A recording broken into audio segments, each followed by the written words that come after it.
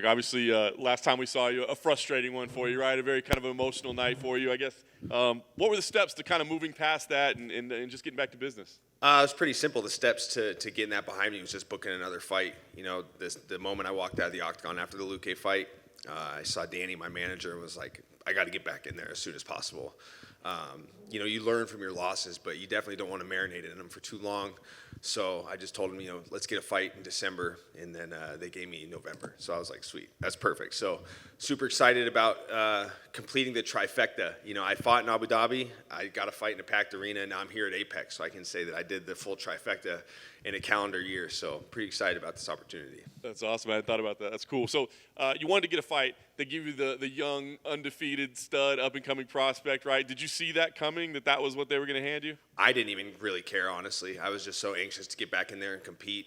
So when they said Sean Brady, there was no hesitation. And it's nice because I've worked the desk for a few of his fights, so I kind of already had the drop on him. You know, I'm pretty well aware of who he was prior to him getting in the UFC. My teammate Tyler McGuire almost fought him, so you know, we kind of already game planning for Tyler to fight him a while ago, and that fight never came to fruition. So it didn't matter who it was that they called me with headed into this fight. But Sean Brady was the guy, so that's the matchup, and I'm really looking forward to it. I think he's a tough kid. You know, you look at these guys coming up at welterweight. You got everybody talks about Khamzat Chimaev. No one's really talking about Sean Brady. No one's really talking about Shavkat Rakhmonov, these tough up-and-coming guys. You know, I feel like you got to include all three of them in this conversation. So it's, I'm excited I get one of these tough up-and-coming prospects. I want to give him a shot because I want to still prove that I'm still that guy. That's cool.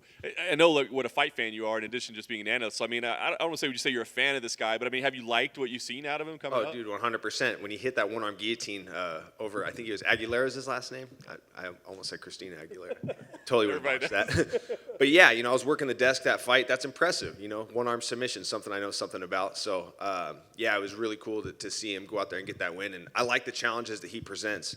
It's a way for me to kind of right that wrong. I made one tactical error against Vicente Luque, and now it's like, you know, once they gave me the Sean Brady fight, I'm like, this is perfect. This guy's a great grappler, and I can right that wrong by going out there and beating him. So I'm really looking forward to kind of hitting two birds with one stone, getting a win and just erasing the bad taste in my mouth from that last loss.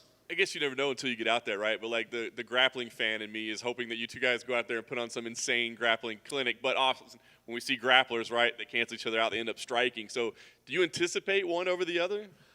You know, I think that at some point there will be some grappling exchanges, but, you know, I've been in the UFC for almost 10 years, and I haven't displayed my full set of skills. So don't be surprised if you hit the nail on the head and we cancel each other out and things take place on the feet. I think a lot of people will be surprised with what I'm capable in terms of my striking. It's just when plan A is grappling and I don't have to deviate from that and it's working, what's the point, you know? But, yeah, I know he's a tough guy. I know he's well-rounded, but I think this has the potential to be a full display of mixed martial arts between both of us. It sounds like you're excited about fighting in the Apex. I did wonder kind of what the emotions are like, right? Because you come in here as like and work like office job, like sit at a desk. So like, is there going to be like a different feel? Is it a bad thing or a good thing that maybe you're so comfortable with the environment? You know, I haven't even really thought about that. The way I perceive the Apex is I feel like I'm going back to my Ultimate Fighter days. I look at this like I'm going back to the Tough Gym. And look at the run I put together at the Tough Gym. You know, 4 tough fights before I fought the finale, you know, and so that's the way I look at this. I'm not looking at this like, oh, I'm walking in the office to actually get in a fist fight.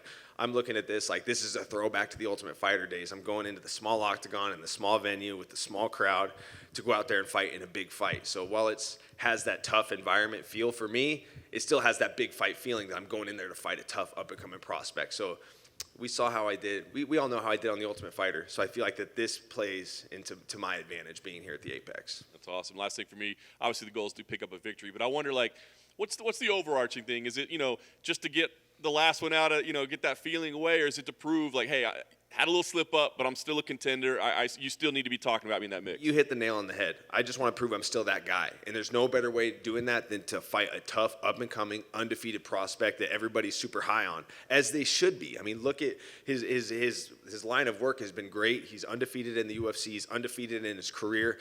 The place he cut his teeth in CFFC, I mean, that's a tough proving ground for an up-and-coming fighter. So I know what he's capable of. I know what he brings to the table. In this, this ain't no pushover. He's a tough kid, but I've got to prove I'm still the guy, and I know I am the guy, and I know I'm going to get my hand raised, and I'm super excited to get out there and compete. Hey, Michael. So After your last fight, there was footage that came out on the UFC's Thrill and Agony of you just darting out of the arena and going to this garage. I guess I just wanted to know your, I guess what was going on through your mind at that point. In my mind, it was just I was upset with my game time decision I made.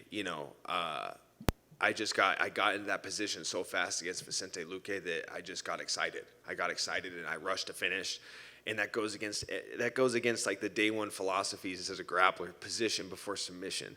I started throwing up subs before I even had a position secured, and that's against everything that I've been doing, especially in this recent run at 170 pounds. I mean, you saw the way I positionally dominated Diego Sanchez. You saw what I did to Neil Magny. You would not expect me to do something like that against a guy like Vicente, but I just got in such a rush for the finish, and that's just all. I was just mad at myself, and it's not the best display of being a good sportsman when I dart on out of there, but I made sure to, let him get his hand raised. I gotta take it on the chin, but once I got out of the octagon, it's like there's a lot that goes into these fights. I tell people all the time, one fight is a full season in another sport. We put in 10 to 12 week training camps leading into one moment.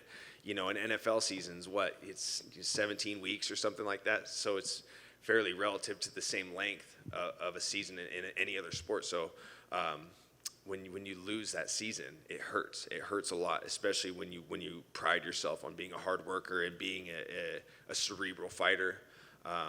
I was just really mad at myself. I guess that's the best way to say it. I was just really upset with myself. And how long did it take you to get over that loss? Not long, because they called me about this fight. So, it's you don't want to bask in your wins, but you got to have short-term memory in this sport, but it's hard when you lose, and I think it's important that if you're ever going to look back, you should only look back to see how far you've come and remind yourself of that.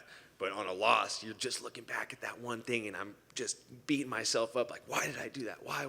I could be sitting here having a way different conversation with you guys right now.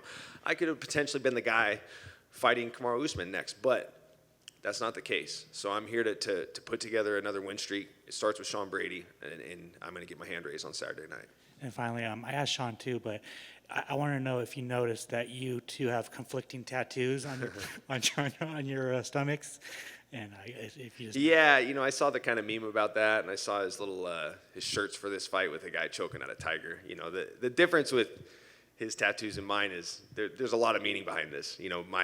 My grandfather, who inspired me to be a competitor, was a motorcycle racer. He had a race team. He had a race track, and it was called Tribers Tigers, State Line Speedway. It's Tribers Tigers race team, so this tiger's paying homage to my grandpa.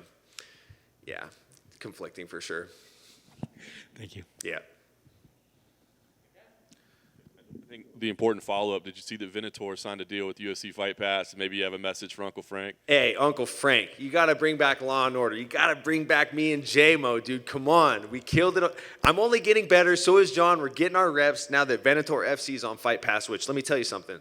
For people that don't know, the card that me and John called in Italy, Jack Hermanson and Marvin Vettori were on the undercard. And look at where they've become now. And I think that, I think it would just be... I think it's a good fit for you and me to be back at the desk calling some fights in Italy. Let's go, Law and Order. Peace out, guys.